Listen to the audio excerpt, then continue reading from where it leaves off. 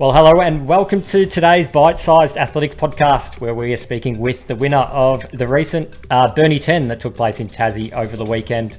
Welcome to the podcast, Isaac Heyne. Thank you very much for having me. I was thinking Ryan Gregson might be there. He's not. I feel like this is Isaac a race Heyne. of two. Jack Bruce is trying to open up. Isaac Heyne coming at him. Pace. Isaac Heyne, oh my goodness, this is a great, fantastic race. It's not going to be Ryan Gregson's race. It's going to be one of these two. It's Isaac Heyne. Wow. Wow, how good's that? About 2 metres. 2 wins in Tasmania in 2021 to Isaac Heyne from South Australia. 29.25 perhaps it might have been unofficially as across the line. So they really got going in that last couple of kilometres. Now, it's been a few days now since the race that happened on Sunday. We are recording on Wednesday night. How have you pulled up since then? And what are some of the early reflections that you've had since? Yeah, pulled up pretty well. So we had a session on Tuesday night. Nothing too crazy, just trying to, get the legs rolling over again in preparation for Noosa on Saturday.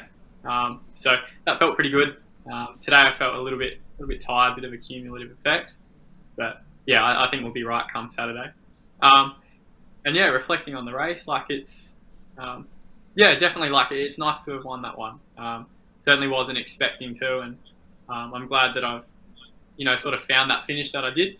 But yeah, also trying not to rest on my laurels and, like I said, get ready for Saturday.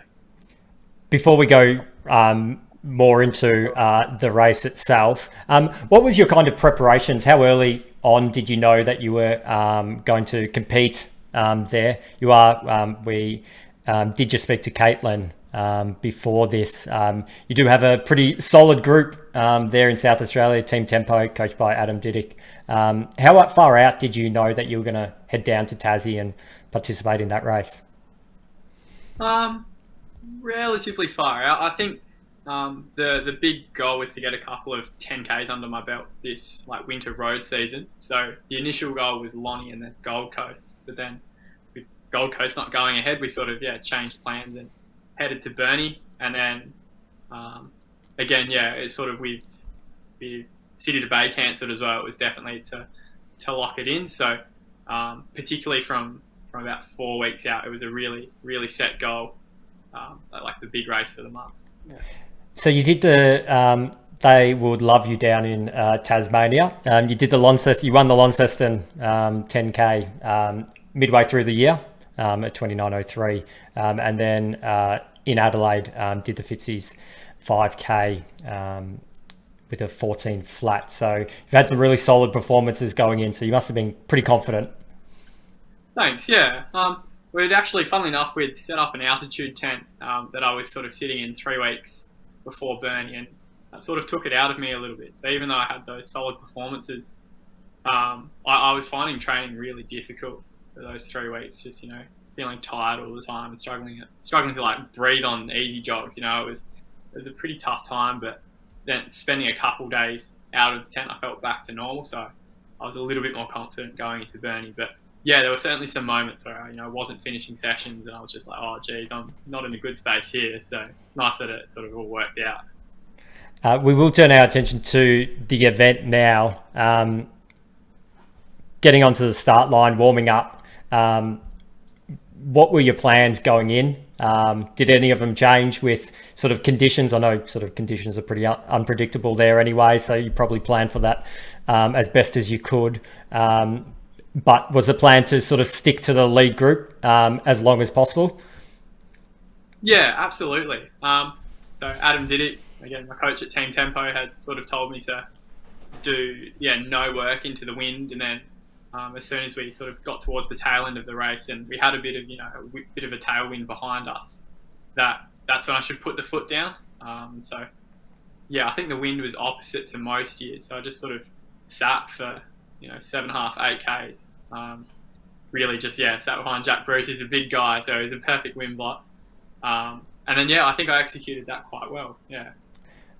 So yeah, as you were saying, I think it was a bit of a headwind going out from sort of all the reports. I actually think you're cutting your. I watched it live, but I rewatched it again this morning, and I listened to the interview, and Welshie was saying that you did sit back, but for the most part, going out, it was sort of you were sort of at the front, Jack next to you. So I don't think you didn't sit behind him for too much of it. Obviously, he's a big guy, and maybe you were tucked in there. But from the camera, it looked like you actually did quite a bit of the work at the front of the pack. So don't cut yourself short too much. Good, yeah. So yeah, you were in the pack. Slowly numbers started to drop off on the way back. We should probably mention Doug Hamlock. No intentions on chasing him out to try and secure the $500 early, or that wasn't no, just... I was pretty certain that he was going to do that. And again, like, if it had fitted into the race plan, I would have. And I think in previous years, like being a bit less experienced, I might have been a bit hot-headed and chased after him. But I think when you weigh up sort of like being first at halfway or first at the finish line, it's a pretty easy decision to make. Yeah. And you had in that lead pack with you for most of the race, you had teammates Max Stevens and Daniel Canala. Hopefully I pronounced that right. Lachlan Scott just off the back, but finished 8th overall. How important has it been to have such a sort of strong training group and you're all around sort of the same level? Oh, it's brilliant. Sessions are that much easier. Just, if one of us is having an off day, the other 3 can take off. So including Matthew Clark as well, like having him in the group too makes such a difference. And then having done the training together and then being in the same race, you sort of know what each other's strengths and weaknesses are. So, in training, Max is just real gutsy and, gives everything when he needs to. And he ran a really selfless race, pushing the pace up the front into the wind. And so when I was sitting and not wanting to do any of the work, he was still, keeping it at a decent clip and it didn't slow down. And same as Dan, he's really good at, just controlling the pace and keeping the rest of us relaxed. Like everyone's got their own strengths. And then when we come together, it's a really good unit that we, sort of form. On the way back, the pack did start to sort of shrink in size, as sort of a few of the athletes did drop off. There was a small stint there where it wouldn't have been too far, maybe 3Ks out, where Jack Bruce sort of took the lead and everyone sort of lined up behind him. Was he sort of the first one to really sort of pick the pace up? Yeah, he was. Without throwing anyone too under the bus, I think there were some team tactics at play, so Grego slotted quite nicely in behind him and made sure the rest of us found it difficult to cover the move. But yeah, it was certainly like when that pace was injected, it was almost a relief that like the race was finally starting and that people were starting to drop off the back. I was a little nervous when we had a massive pack, still at that halfway mark. So it was nice once things started to open up. Yeah. But as you were saying, once Jack did take that lead, Max did jump up there for a little while, still pushing the pace. So, the lead did change a few times there. So with about, it was down to 3 of you with about 27 minutes in. So yourself, Jack, and Gregson were there. How aware of that fact in terms of that you had dropped sort of the other 5 or so at that period, and how were you feeling?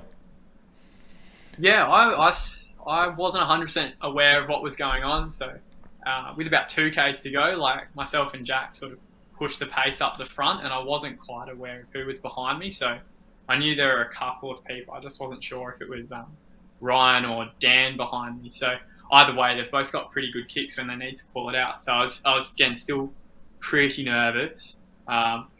And then as soon as we went up that hill with about 1,200 to go or something like that, I was purely just hanging onto Jack, trying to drag me through to second and not let Gregor overtake me for third. Yeah. I mean, you must be pretty open, especially in sort of distance races like that where quite a few things happen. How much of a race like that can you plan for, or do you plan for, or are you? Do you just want to keep yourself up the front as much as possible and sort of ride it out as long as possible? Yeah, it's funny. I sort of have a plan A, plan B, and plan C in races, I love considering hypotheticals going into a race, which can be a bit detrimental sometimes. So I had sent an email to Adam about how I thought the race was going to play out and what I was going to do if each situation happened. And then we also talked about it on the phone.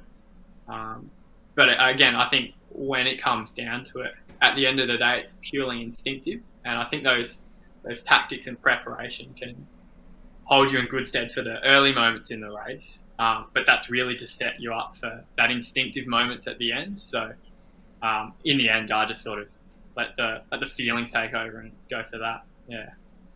Well, yeah, from I guess watching the broadcast, you definitely seemed like you were sort of always you never was going to get caught and fell off the back. You were always sort of there or thereabouts in the front couple. I looked pretty shocking at one stage. I looked pretty average coming up that hill. So you look better than most of us, so I wouldn't stress too much about that. So rounding the last last corner. I'm not exactly sure how far it is from the sort of end, but maybe 300, 400 meters to go. It was just yourself and Jack. Yep. Quite different styles and techniques compared to Jack. Looked pretty good. You sort of looked like you were working a fair bit. But how do you know that? I from my limited experience in distance running, you kind of know whether you've got enough to catch up or to pass them if you needed to. Could you feel sort of? I mean, you didn't end up passing him until maybe between 100 to sort of 50 meters to go. Did you know that you were catching him? Did you know that you had enough left to sort of kick down right at the end? Or were you sort of unaware and just knew it was going to be a sort of grit to the end? Yeah, I knew I had a move left. I just didn't know if it was going to be enough. And so I think in the race, I think you can see it in the footage, is that I pull out behind him and you can see me grimacing and everything, and I slot back in behind him. And I do remember sort of giving it a go, just testing the limits, and was like, no, I can't go now. I wasn't ready for it. And then I gave it just like one more go. I was surprised that I pulled away. I really didn't think I had anything to match him. He was looking very smooth. But I just threw the kitchen sink at it and hoped for the best. So, yeah. Oh, well, congratulations. It was a very, very good race to watch. Watched it twice. So what's next? You did mention, so Noosa's next up on Saturday. What else comes after that? What are you sort of planning for the seasons? So unfortunately, City to Bay's been cancelled here. So that would have been like the last road race before heading into the track stuff. But Noosa's a pretty good tune-up. So then we've got our state 5,000 metre champs in about a month's time. So that'll be a nice little hit out. And then, from there, it's pretty relaxed. Just get another good base in before Christmas and New Year's. And then from there, really test myself out with some like 1500s, maybe give Zatopek a bit of a crack for the 10. So I've never done a 10K on the track, so that'll be a bit of fun. I think working on that. Sorry. No, sorry. I was just going to say, are you kind of leaving the distance in terms of what you sort of focus on at the moment? You still want to cover sort of 1500s, 5Ks, 10Ks, or do you have a sort of preference that you're working towards? I still want to do all of it. They're all fun in their own sort of way. I definitely need that 10,000 metre strength to help me for the shorter stuff, and I also need that shorter speed to make those longer races feel easier. And I wouldn't say I have a specific strength in either, so I do need to keep chipping away at both of them. So I'll just put my trust in Adam. So whatever he puts on the program and the planner, I'll just go with that. Yeah. Great. And one last thing just before I round it out, I actually was going through some of your socials just before you. Did you want to run through the Movember stuff that you posted today? Give it a bit of a shout out, and we'll put some links in the description and throughout the articles. Yeah. So it was Adam's idea. We've started up a Team Tempo Movember group. So there's a few of us yeah, sort of doing that fundraiser, and I can't grow facial hair to save my life. It's shocking. So thankfully, what Movember, like the organisation, have done is you can run 60 Ks in the month of November, and that can be your fundraiser. So I think I'll crack 60 Ks in November. I think that's in the program. But yeah, I thought any prize money that I win at Noosa, I'll use that to match everyone else's donations. It's also very likely that I might not win any prize money, so in that case, I'll just match them up to $1,000. But yeah, I think like mental health is such an important thing for people to talk to each other about, and it's becoming more and more socially acceptable to talk about. But there still is that taboo element in a sense, and people get a bit uncomfortable talking about it sometimes. So I think the more awareness and funds that you can raise to help people, like it will quite literally save a life. So why not? It's one fun run prize money. Like I should use that for a good cause. Yeah. No, well, that's great what you're doing. So no, congratulations to yourself and your squad. Yeah, we'll be sure to pass through any links and stuff in the description, so do check that out to whoever's listening or watching. Well, thank you for joining us on our Bite-Sized Athletics podcast, and best of luck for the upcoming races. To those listening or watching along, be sure to subscribe to the podcast on your favourite podcasting app, or subscribe to us on YouTube. And if you want to support Athletics Exclusive, you can do so by subscribing to our Patreon page, which can be found following the links in the description. Thank you, Isaac. Yeah, it's been a great chat. I'm sure a lot of people will get a lot out of it. Congratulations on the run, and best of luck. We look forward to watching what you come up with later on in the season. Brilliant. Thank you very much for having me on, mate. Cheers. Cheers. Thanks for that. Stop the recording.